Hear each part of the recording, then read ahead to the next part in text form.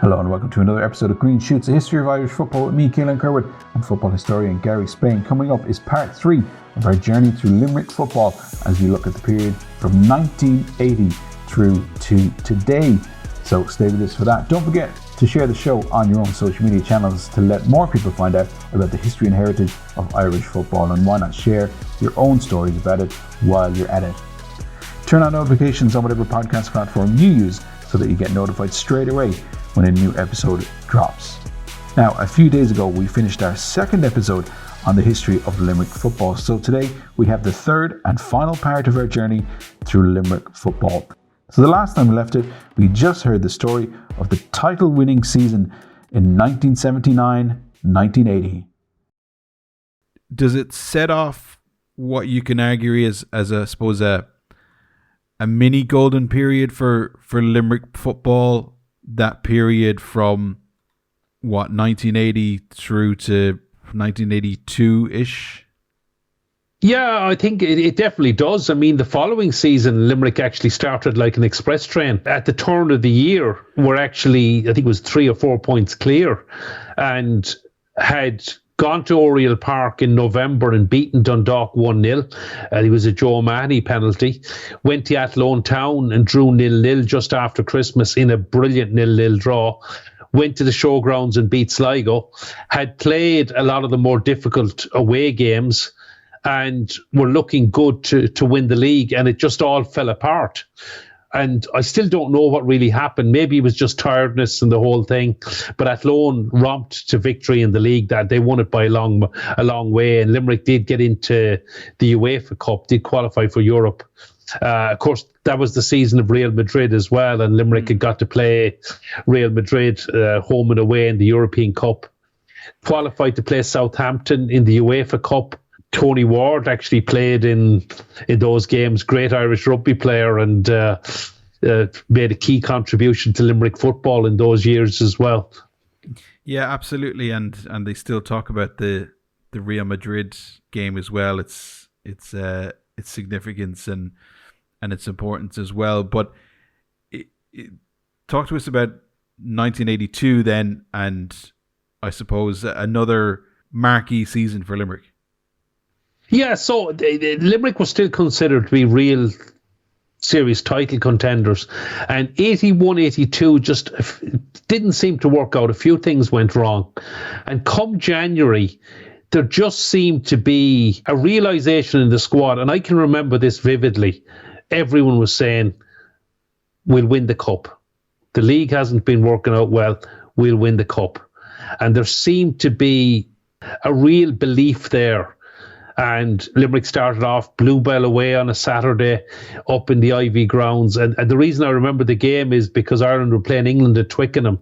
And it's the famous Triple Crown. Well, it wasn't the Triple Crown that day, but it was the key game that Ireland defeated England when Jerry McLaughlin had about 2,000 people on his back as he crawled got over the line. So crawled over the line, dragging half of England behind him.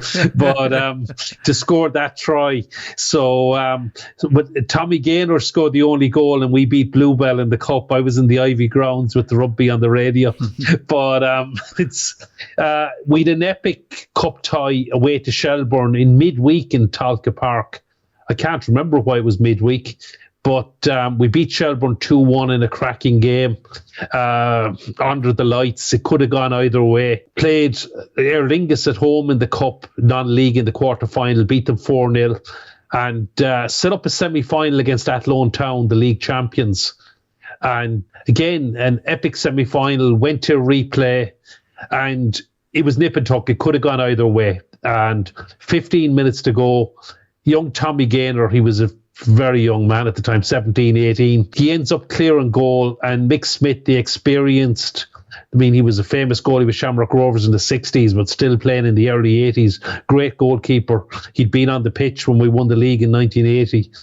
Tommy Gaynor, the young upstart, had I don't know what is it, the nerve, the impudence to dummy Mick Smith and send him one way and roll the ball into the other corner to win the semi-final and set up a cup final for Limerick. There were great celebrations that night. That was a huge win. I mean, Athlone were very good side. Well, they hadn't won the cup since 1924. So they still haven't won the men's FAI Cup since 1924. They've won a couple of women's cups, obviously. Set up a final against Bohemians in Dalymount Park, and there was a bit of angst in Limerick as well, feeling that, well, the Bohs shouldn't have home advantage. I do remember one story that had been told, and the Limerick bus is going to Dalymount. And Limerick had been up, they'd stayed the night before, stayed in a hotel, done everything. And the bus is going to Dalymount, and I think it was Dave Connell, the Bohemians full-back. One of the Bohs players was walking up to Dalymount, and the bus passed him. And Owen Hand is meant to have turned around to the bus and said, "Look at this," he says, "this is why we're going to win the cup today. We're all coming here as one team. We're coming together. They're only arriving as a bunch of individuals, and we're going to beat them." And we did. I mean, Tony Wart's corner, Brendan Storm, he didn't score too many goals, but that was surely an important one. And Limerick played very well, fully deserved the cup win in my impartial, obviously, opinion. It was a great win. And I mean, 1982, it's incredible to say that the two major national trophies haven't been to Limerick since. It's incredible. Should also mention that day was Kevin Fitzpatrick's last game in senior football. He was 22 years between the sticks for Limerick. Wow. First game in 1960 with Limerick as champions, played a friendly against Celtic, and Kevin made his debut at 17 years of age in a 3-3 draw. Charlie Tully actually guested for Limerick that day, the great Celtic player, and scored a hat-trick. Kevin made his debut, and for 22 years was effectively the Limerick number one. It did take him a little bit to become number one. Pat Skelly was in goal for some of the early 60s, but Kevin, it didn't take him long to get the jersey and make it his own. That story that you told there, Owen Hand, it's a good example of Owen being able to be a really good motivator of people in terms of taking the opportunity kind of when he saw it to point something out to inspire his players as well. So it was great for Owen that he did have that touch with players, and even when he went on to, you know, the big job, the Ireland job, he still had that kind of ability to spark players and give them that self-belief. He had, and I mean, I still maintain he's the unluckiest Irish manager of all time. And Owen might say it wasn't bad luck; it was robbery. Well, he was cheated. He was robbery. He was cheated. And I mean, I can't name too many referees, but I can remember Raúl Nazare, the referee in Brussels in 1981, as can a lot of Irish fans of my vintage. Well, let's just say we've done a podcast with that featuring in it, and the name of the podcast was The Robbery in Brussels. So I think we can all assume that it was not a good time. But it's interesting that we see this kind of period where Limerick win the league. A couple of seasons later, they win the cup again. It's fantastic.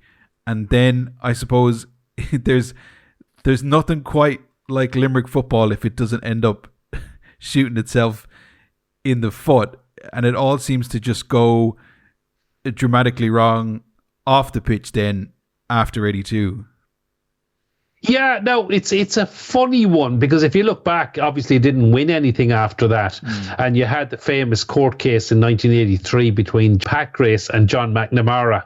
So we had Packgrace and John McNamara. Club ended up in the High Court. There is still footage on YouTube if someone wants to watch it back, which includes fantastic footage of the players training in the Markets Field. The move to Rathban, which proved to be a disaster, really. I suppose it didn't work out. Limerick was still competitive. I mean, 83-84 season, we challenged Rovers for the title for quite a while and just fell away. Rovers beat us in the cup. Terry Everston goal in the Markets Field in the quarterfinals. We could have won I know UCD won the cup, beat Rovers in the final, but there was a feeling we could have won the cup that year. Following year, we were 2-0 up in the cup semi-final against Galway, and Galway had never been to a cup final, Shamrock Rovers had beaten Athlone on the Friday night, so there was a European place at stake and a cup final place at stake in 85 in Talca on a Sunday afternoon. We were 2-0 up. Galway 2-0 up in the second half. 2 goals, I think, from Johnny Walsh. And Johnny Glynn gets a very, very young Johnny Glynn. He was only 16, 17. First on the scene to score a late equaliser for Galway. And in extra time in the replay in Athlone, John Mannion with a freak deflected goal gets Galway into Europe, gets them to the cup final. And I mean, Limerick haven't been in Europe since 82. So 85 certainly felt one that got away. Even the following couple of seasons, Billy Hamilton arrived. I've talked before about missing out on Martin O'Neill, what might have been, because Pat Grace was pumping a lot of money into the club at that stage. If Martin O'Neill had been offered the job instead of Billy Hamilton, who knows what might have happened. Now, Billy did a fantastic job. We finished third in the league in 1989, missed out in Europe again. So for the 80s, it was very much the nearly men. We didn't get to Europe. We didn't win a trophy, but we were there or thereabouts with a lot of bad luck, beaten by Drogheda in the Cup in 89, when there was a very easy path to the final as well. Can I ask, just to rewind a little bit on the High Court case and the High Court drama, what was that about? You don't need to go into the details if it's not available, but okay. What happened? Why were they in the High Court? So what was happening was the shares in the club were owned by, maybe I want to be careful in the names, but it was Mick Crow, Mickey Webb, and John McNamara. Now, John McNamara was more the face of this, and Pat Grace was bankrolling the club. Okay. So Pat Grace's story, or his case, was, I'm not paying all the wages unless I get control. And he was claimed there was promises that he was getting equity for the money he was putting in, and promises were broken, and they were saying it's a different story. So there was a dispute anyway on the ownership of the club. So Pat Grace got the league to recognise, so the League of Ireland recognised Pat Grace as the owner of the club. Okay. For 83-84, and his club was meant to start the season. John McNamara went to the High Court and took out an injunction and said, against the League of Ireland, this is my understanding, please don't sue me on this one, but my understanding is John McNamara took out an injunction to stop the Pat Grace entity playing in the league, and his entity should be allowed in instead. And he won that case. So at very short notice, the League of Ireland had said, okay, John McNamara's team are there and he'd no players. First game was away to Bohemians at Dalymount Park. He cobbled together some players. They refused to pose for a team photo, I believe. You can read into that whatever you will. There was definitely no Limerick man. I'm pretty certain there was no Limerick man on the team. I never got the list of names. There is a list. There is a list of names in the paper. Anyway, I want to be careful at this stage. I better stop. It's a ghost match against Bohemians, is it? So, well, Bohs won 9-0. Right. So the following week, Limerick were at home to Waterford, and everyone was saying the players, the Joe O'Mahanys, the Brendan Storms, the Johnny Walshes, the Pat Nolans, Kevin had retired. They were going to pick at the Markets Field. I was up there. In fact, I remember my father saying he didn't go. I don't think he went. He says, there's no way you're passing that picket. And I mean, I wouldn't have done, right? But so all the players, all the heroes, and there were a couple of hundred fans up there as well, just standing around. And the Waterford bus arrived, and the Limerick players were there with a picket. So the Waterford players refused to pass the picket. So they said, we're not going in, we're not passing the picket, to obviously massive cheers from the Limerick fans. Now, when I was growing up, Waterford were our bitter rivals because Cork had Hibs and Celtic, and they were kind of rivals of themselves. So I always saw Waterford, and most people saw it was a monster rivalry between Limerick and Waterford. So it was considered a great gesture by them not to pass the picket. But of course, there was a lot of camaraderie between the players, and they were looking at the guys they knew as well. Yeah, sure, yeah. At that stage, there were no games then for a few weeks while the matter was appealed in the High Court, and Pat Grace won on appeal and was allowed enter a team. So Limerick had to start so the Bows game ended up being annulled, and Limerick started the season, I think, 6 or 7 weeks behind everybody else, but actually went on a great run and always had a couple of games in hand, but were at one point the nearest challengers to Shamrock Rovers. So but I think the games started to catch up and they fell away towards the end of the season. But certainly into January, February, my memory is that we were considered to be in a title race. It kind of gets a bit messy off the pitch, and then we see this infamous kit change. Am I right in saying from the normal blue to yellow and green?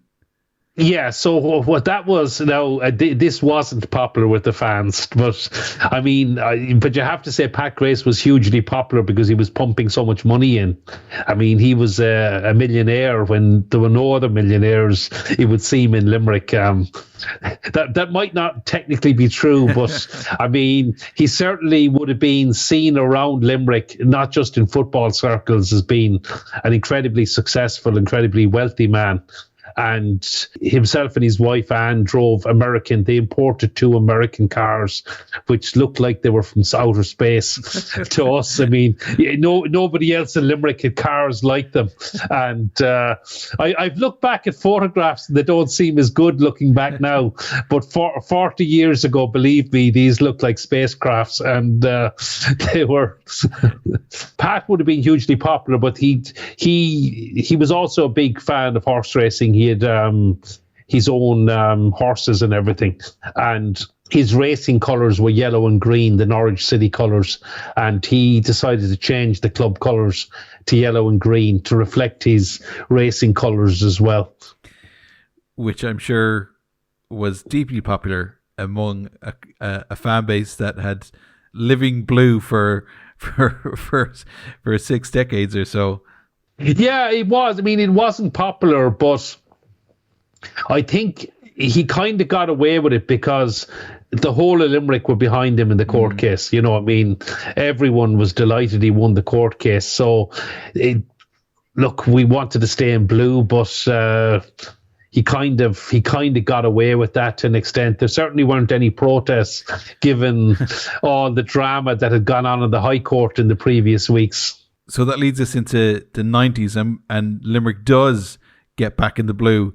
Yeah, so actually my father is the one that takes the credit for that, because when the Graces left, there was I think we'll just gloss over that to be honest, but the club was in a bad financial state, and my father took over as secretary, and one of the first things he did was change the colours back to blue and white, so they got new blue shirts. And I suppose the 90s, not very memorable. A League Cup final loss to Derry City, a few brief flurries, not relegation.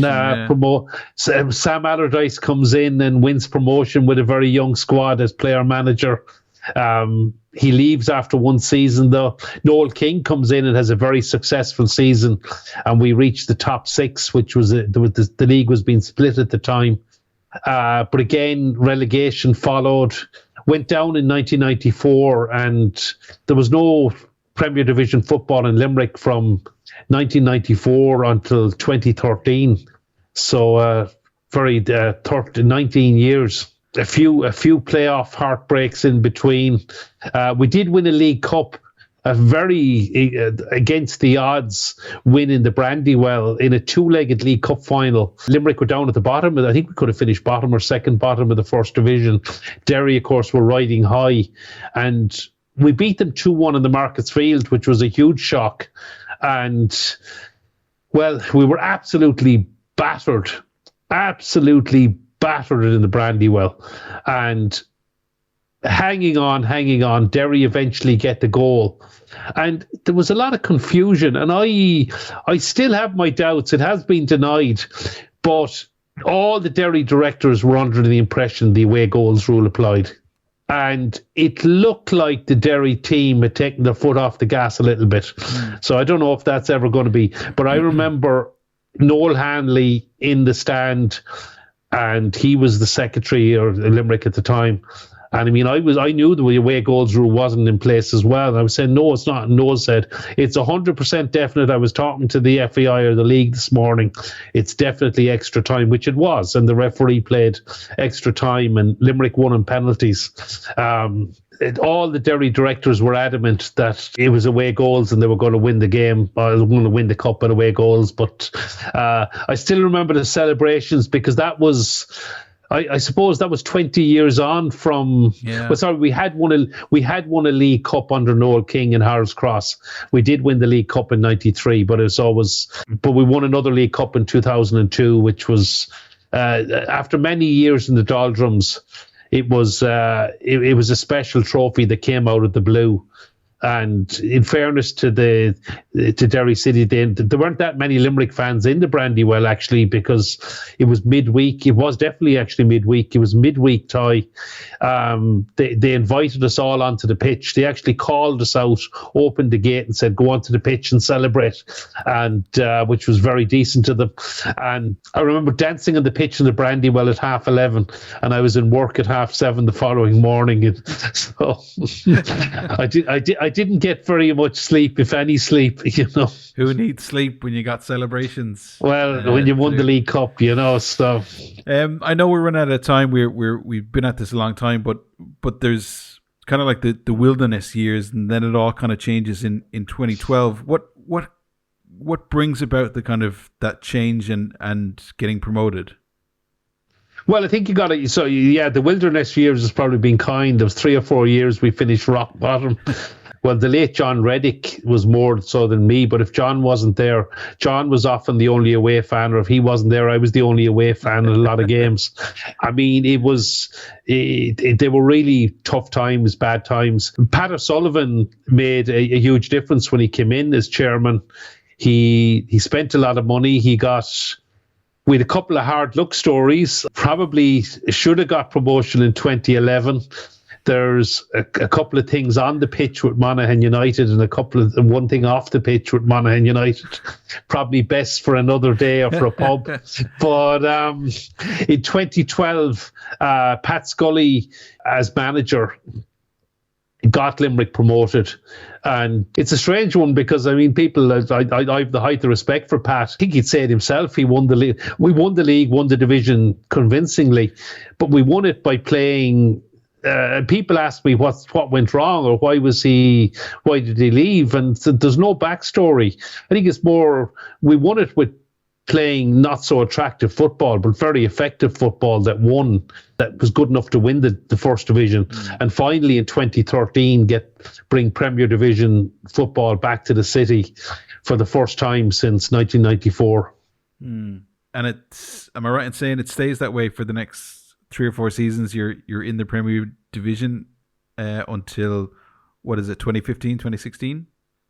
Yeah, so probably we stay up we have quite some good seasons in 2013, 2014, some memorable wins over Shamrock Rovers, over Dundalk. I mean, really big teams. Probably maybe should have kicked on, possibly could have won something, didn't. Could have got into Europe, you never know. 2015, it seems to go wrong, and we make a terrible start to the season, don't win a game until July. Might have even been early August. I think it was late July. And suddenly go on a run, a fantastic run at the end of the season. And it all comes down to the last day in Sligo, that we need to win against a very good Sligo team, and we need Drogheda to lose in Dublin. And Shamrock Rovers, after a blip, I think Drogheda took the lead, if I remember. Shamrock Rovers did the business for us and beat Drogheda, and we pull off an incredible 3-2 win over Sligo in a cracking game to get the playoff spot. and Drogheda get relegated automatically. And it was a playoff against Finn Harps, and I think it's fair to say Limerick would have been the hottest of favourites going into it.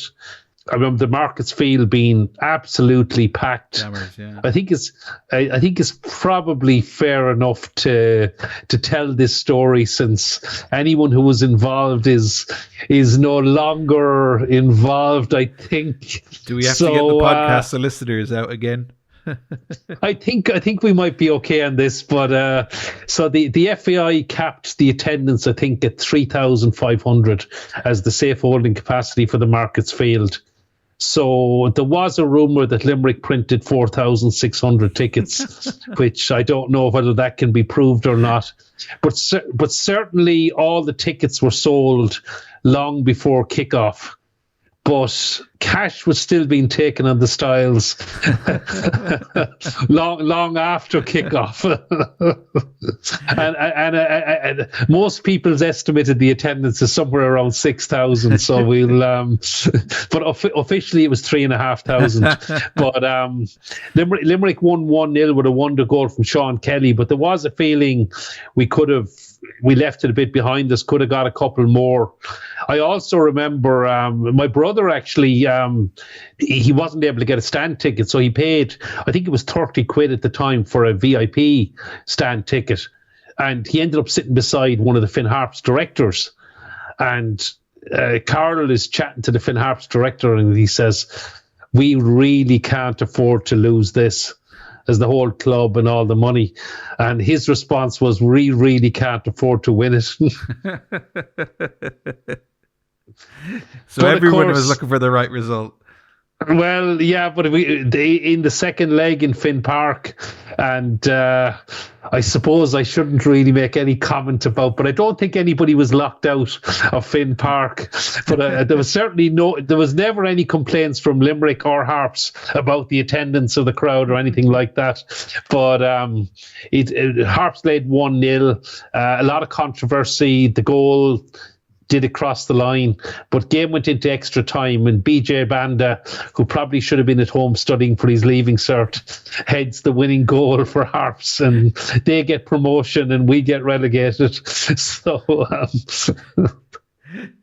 are you suggesting, by the way, that official numbers for league attendances or attendances at League of Ireland games are not as such as in the ground?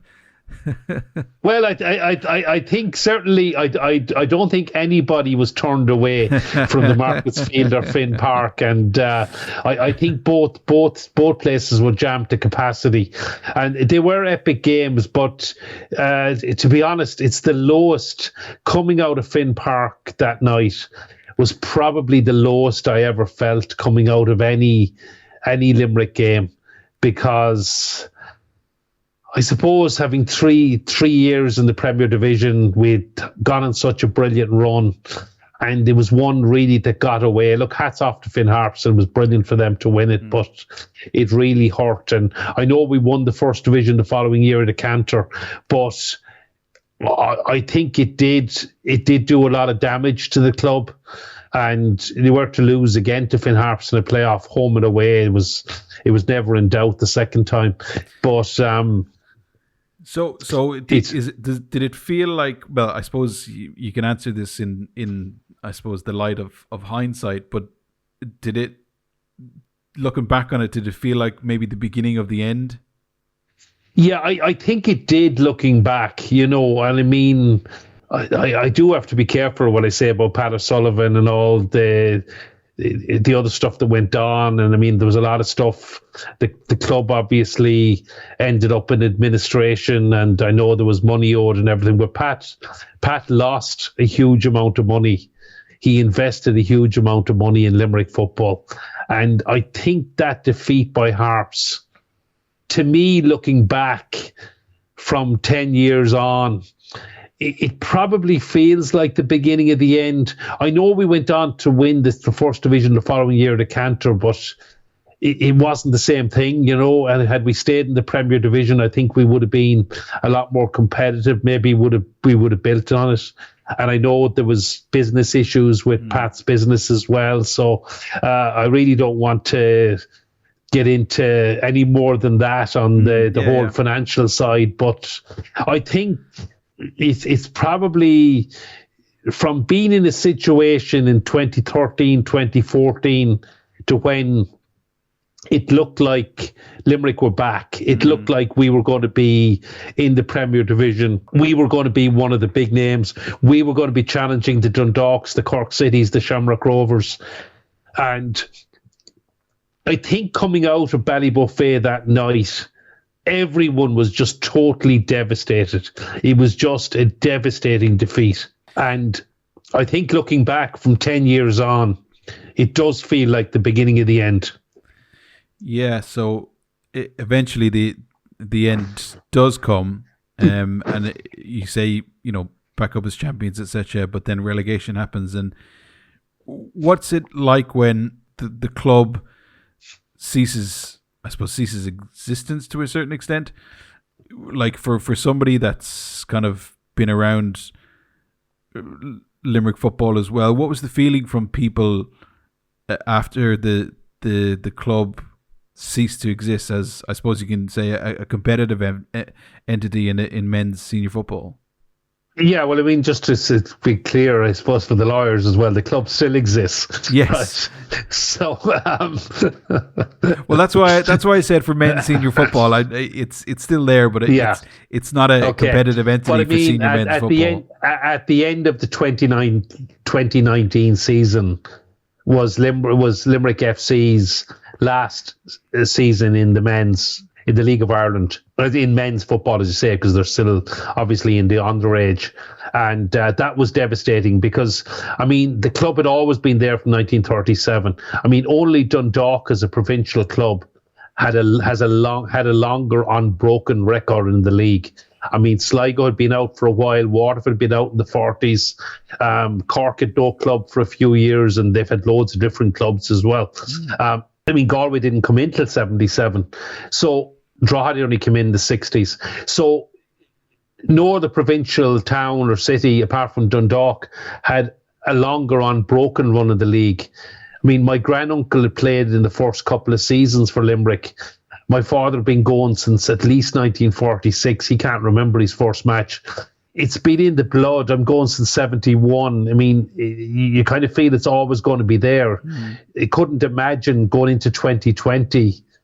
And it was in 2020 when it was found out, because, I mean, I actually was in the High Court as in the spectator gallery as the whole Limerick FC thing played out in the High Court as well. But for 2020, there was no men's senior football team in the League of Ireland in Limerick.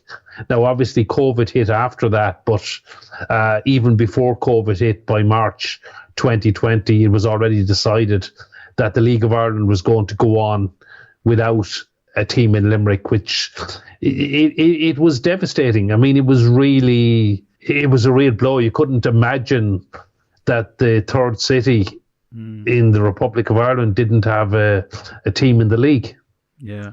And then I suppose Treaty United then come around, and that gets founded as a club, and that's the club that's there now. I know there's stories from when it started, and Tommy had to try and get a team together before the opening day and still managed a draw. And so the way Limerick football is now, and I suppose in that kind of intervening period as well, do we see a kind of, I won't say an apathy, but certainly there seems to be a kind of more of a push to junior football, and people have kind of, they've slowly came back this season. The gates are better this season than before, but it still doesn't seem to have captured the imagination or sparked something off for people to go in their thousands to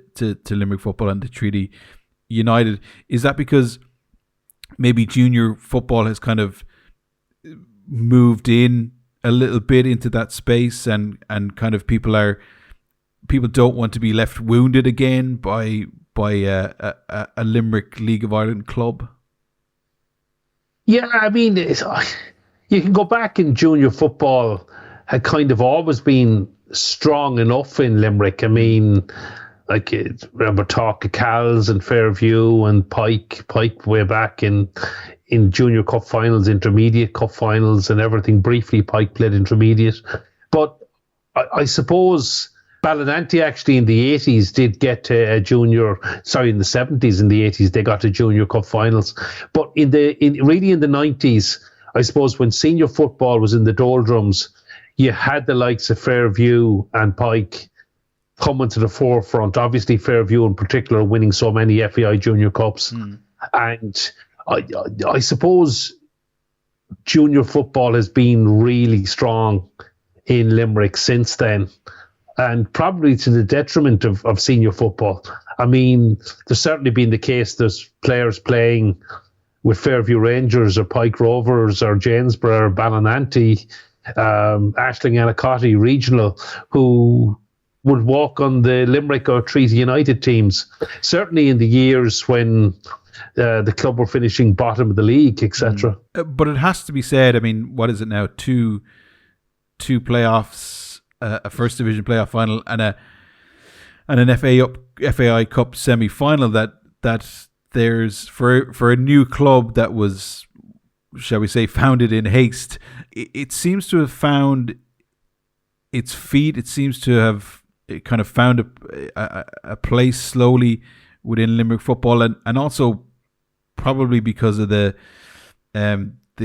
ability of the manager Tommy Barrett to kind of get the most and get the best out of his team, and I suppose you might call them at times an island of misfit toys in terms of players kind of pulled away from different parts of the league to come play for Treaty, and it's been a really interesting journey from that point of view. Well, I mean, Tommy's done an incredible job. I mean, I said we'd no team in 2020. We had a team in the Women's League. In 21, he cobbled together. We only got in at the last minute, as you said, still pulled off a draw away to Bray Wanderers on the first day. Went all the way to the playoffs and lost to UCD in controversial. Well, let's leave it at that. But an incredible job by Tommy. Get to the cup semi-final the following year. More playoff heartbreak. Again, I mean, get to the playoffs this year. A fantastic win over Cove Ramblers, losing in the last minute to Bray Wanderers. Look, Tommy's done a brilliant job, and he's lost. He manages to do it on a small budget and keeps losing his best players. Hopefully that won't be the case this year, and that he'll be able to retain the nucleus of the squad and maybe sign a few more players for next season, because he has done a phenomenal job. And I think Treaty United have punched above their weight since coming into the league. With, I mean, the Cove team that we beat in the playoffs had a significantly higher budget, for example. Yeah, absolutely phenomenal job he's done. As well. I wanted to ask one more final question as we kind of round off this epic journey through Limerick football. But I suppose if I was to ask you, and I was kind of thinking about it today before we were doing the podcast, is it fair or unfair to say that Limerick football is always becoming, but never quite gets to that kind of that golden palace on the hill, that they're always kind of getting there, but never quite make it? That it's a club, or sorry, that it's a footballing city that kind of is almost nearly there, always becoming, and then it kind of drifts away, and then you're almost becoming, then it drifts away, and it just kind of goes on like that for a long time. That it's a football scene that's always becoming but never quite gets there. Yeah, certainly in recent years. I mean, we have been champions of Ireland twice. We have had those fantastic FAI Cup wins in 71 and 82. So certainly there were periods when Limerick were top dogs. And I suppose if you want to look at a comparison, I mean, Cork, there was no team in Cork until for a few years in the early 80s, and they'd been in the doldrums since Hibs and Celtic went bust. And Cork City, for the much of the 80s, were certainly well behind Limerick, but it just started to click. They got to the cup final in 89. which is probably one Limerick should have been in.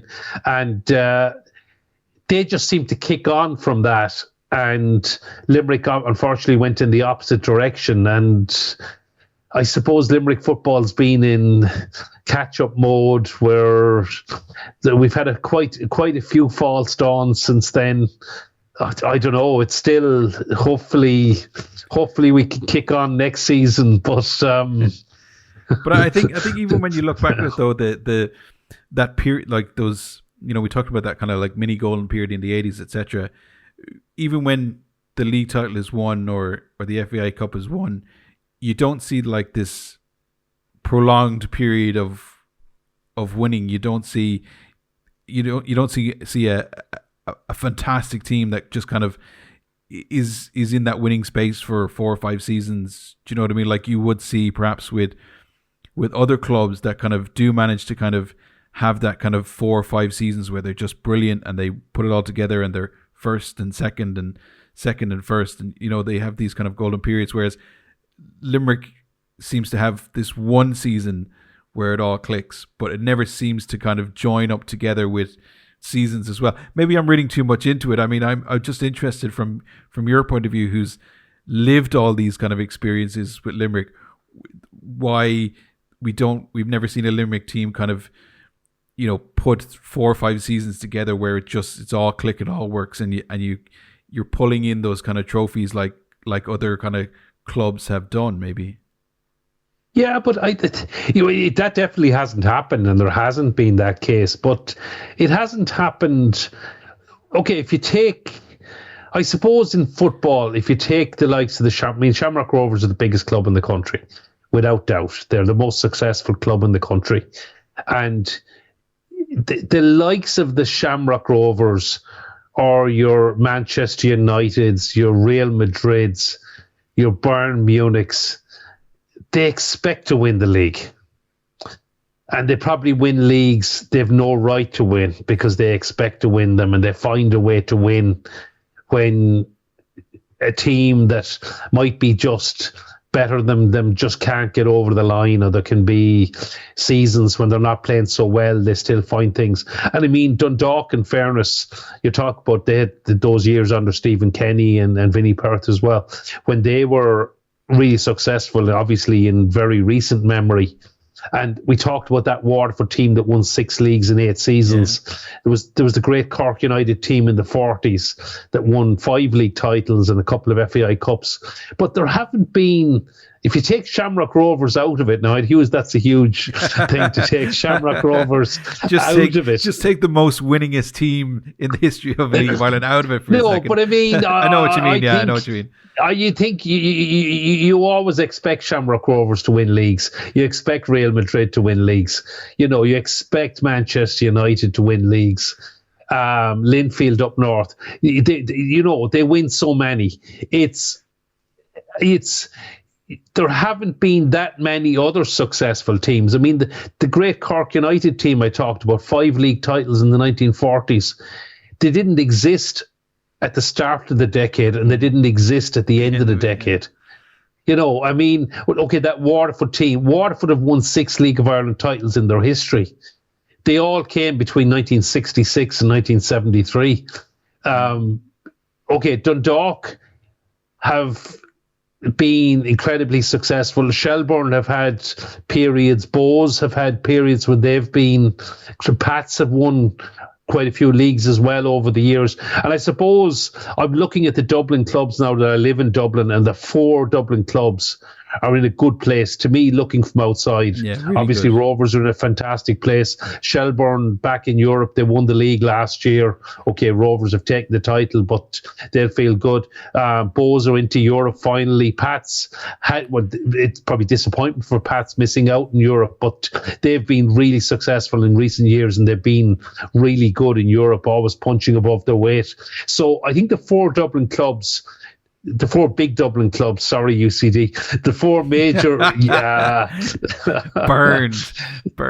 No, sorry about that, because they're actually UCD are a great club, but I suppose they don't have the fan base of the other 4, and But if you look at those 4 clubs, they all seem to be in a good place. They're all getting huge crowds, etc. I'd love to see, and I think there's a huge opportunity for the likes of a Limerick. I mean, the huge catchment area to support a successful League of Ireland club. And I think it's been so many opportunities missed. Well, hopefully we'll get it right eventually. Yeah, absolutely. Yeah, always hope for the future. That's sport. That's football, I guess. That you always hope against hope, but it's the hope that'll kill you as well. Gary, I've taken up a huge amount of your time this evening, but it's been wonderful to talk to you about Limerick football. It's an epic journey that goes back to the late 1800s and football in the city and so on. But I want to thank you because that was really great stuff and really great to talk about a fabulous city that just has football in its bones and wants football to be successful. Someday soon. Someday soon, absolutely. Well, that's it for this show. We hope you enjoyed our epic journey through Limerick football. My thanks to Gary, as ever, who finally got to share the Limerick footballing journey with all of you. Leave us a like, a comment, or 5 stars if you enjoyed the podcast. And where should we take our club history next? Is it Bows, Shamrock Rovers, Galway, Cork? Let us know. Why not turn on your notifications on whatever podcast platform you use so they get notified straight away when our new episodes drop. Don't forget to share the show on your own social media channels to let more people find out about the history and heritage of Irish football. And why not share your own stories while you're at it? And remember to support your local League of Ireland and Northern Ireland Football League teams. It's our heritage, it's our game. Bye for now.